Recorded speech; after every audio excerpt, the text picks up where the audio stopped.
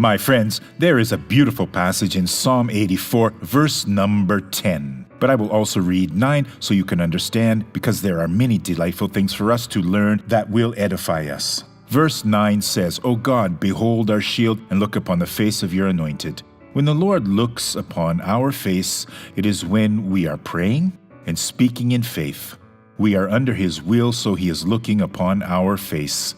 He is looking at our appearance. For a day in your courts is better than 1,000. That is, you are in the courts of the Lord. Courts is that a compartment that has a way to all other compartments, sort of a central compartment, a living room, where you can go where you need to go. So there is where it is better than 1,000, one day than 1,000 elsewhere. I would rather be a doorkeeper in the house of my God than dwell in the tents of wickedness. God is looking upon you.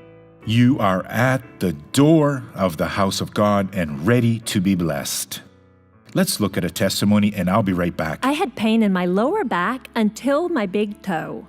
And what did this keep you from doing? Everything.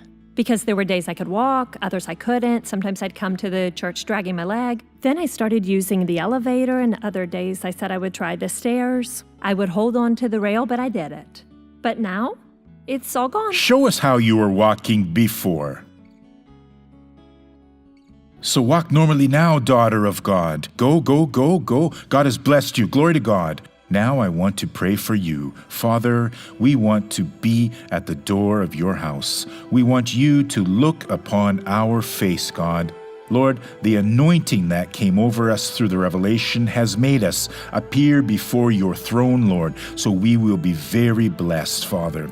I bless these people who are now praying with me, and I tell them to be delivered of all the forces of the enemy in the name of the Lord Jesus. Have a good day, folks.